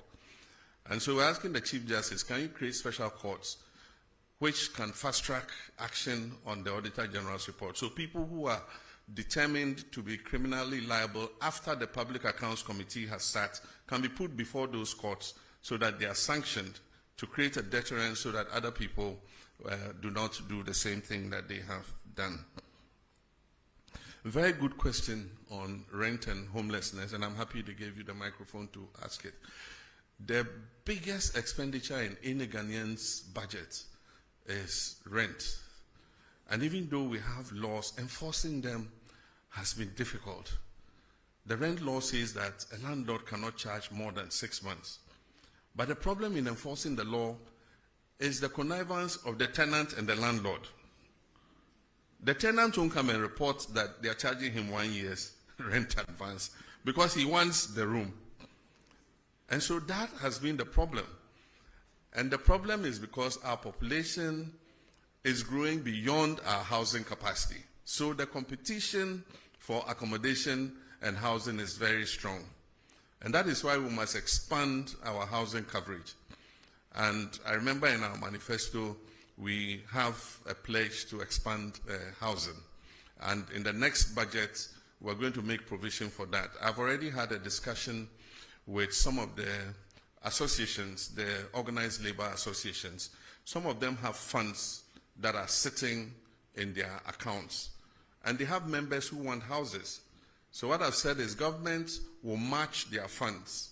And so if they give 1 billion cedis, we will give 1 billion cedis. And then one of the banks, Republic Bank, has said that they are willing to also match with 1 billion cedis. So if we get a 3 billion cedi fund, we can start building houses in all the districts. And as people pay their down payments, it will go back into the fund and it will become a revolving fund. And governments can give it to people. I said if you have like about 15 to 20 years before retirement, you can take a house and we'll be deducting from your salary monthly so that by the time your retirement time is up, you have your own accommodation to go to. And as we take those deductions, they will go back into the fund. So it becomes like a revolving fund so that we can increase the housing stock. But the Minister of Finance will talk about that when he reads the budget in November. Minyaba, se ufi yekrom honomo. Techiman wenchi Bamboy Bole Wa Road, a major international corridor. Na nearby, adia ba say a quine say and say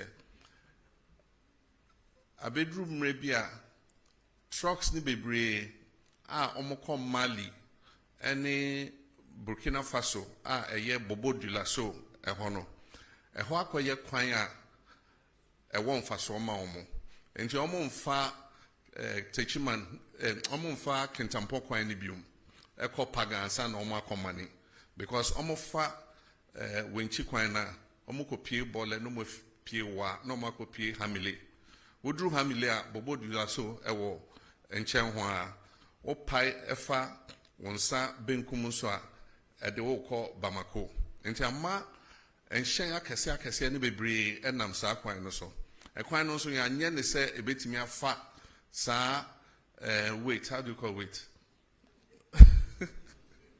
And ya nye ekwan no se ne befa sa enyoma na omofa no emu odu enti ama kwan na se kra enti yese obia hokuru nsuo eba na na emu meboa ho na misumi fi enti ye big push no ma shada de akoshe big push no mo enti nyame adom enche kra obehu se contractor egu so den na afi akachom se omo ye kwan na omo nye no senia trucks e fa so no emma ne nsa biom because afi ye hu se eho e no omo pefa enti ye kwan no ne nye ne yie se na be ye omo fa so mpo a ekwan no beche amayen na omo ye no so se bole ye mikrom enti me se contractor na ye no Bole Town Roads on kai na on sisi ho ema me enti eyadea enche bia obehu se baso Palugu multipurpose dam, we are rescoping the project, and so currently The contract was awarded to Sino Hydro, but it was supposed to be funded from Government of Ghana sources. Government of Ghana didn't have the money, and so the contract was not executed. And so we are rescoping it. It means we have to do an appraisal of what the costing will be again. And what we intend is to, if possible, finance it under the big push. The last time it was to cost about $900 and something million, almost $1 billion. And $1 billion today is about 11 point something, almost 12. So that would be about 12 billion CDs. This year, the total budget for Big Push was 14 billion. Next year, the total budget is 30 billion. And so we'll see how we can accommodate it in phases, because it has two phases, phase 1 and phase 2. Maybe we're not able to do the two phases immediately, but we can start with phase 1, which is the electricity production, and then phase 2 is the flood control and irrigation. And so we're rescoping it, and you'll soon hear something about it. With regards to stadia, we promised to build stadia in all the new regions and the regions that don't have modern stadia. So as I speak, the Ministry of Sports and Recreation is doing the design and the costing for the new stadia. And Upper East is one of the regions that has been captured to receive a new sports stadium. That also is under the big push. What we're doing is Takwa Goldfields built a stadium, a standard stadium for their football activities. And I was surprised to learn it cost about $13 million. When Government of Ghana has built stadia, it costs hundreds of millions of dollars. But for those of you who have gone to Takwa and see their stadium, this is a standard stadium. And I think it takes about 5,000 or more, or is it 10,000 people? And so if they could build it for 13 million, government too should be able to do same. So we've asked them to find out the architects, the designers, and everybody who did that stadium so that we can replicate it in our other regions that don't have a stadium. And then finally, Ashigami, we've got the money. China is giving us money for the Aflao market. The land has been acquired, and designs are being worked on, and soon a contractor will be appointed to build the markets. And so that promise is on track. Aviation school at Ho Airport, Togbi Afede is leading the charge. The current status is that the land has been allocated, and currently surveyors are on the land marking out the demarcation for the aviation school. We're also trying to attract an MRO. MRO is Maintenance Repair Organization. And so we want to use Ho Airport as the center for maintaining aircrafts. There are a lot of aircrafts in Nigeria and other places that if we have a good MRO in Ho, we'll just fly the short distance and come and service their aircrafts there. And so we're working on that. The last question was about the referral of two of our executives to IOCO to investigate allegations of involvement in illegal mining. That investigation is active. Some allegations were made, and IOCO is investigating whether there was any substance to the allegation. As and when they conclude that investigation, they'll give us a report, and we'll determine what should be done. So that's it. I think I've answered all the questions so far. I thank you very much for your attendance, and this is the first in several such encounters. I'll make myself available as regularly as possible to answer any questions that you might pose on behalf of the general public. Thank you very much. Thank you very much, Your Excellency. I was actually billed to give a vote of thanks, but it would appear that you have done it at presidential level. So I'll proceed to thank all of you and indicate that we'll draw the curtains down on this program at this juncture. But before we do that, we'll all stand for the national anthem, after which His Excellency will depart.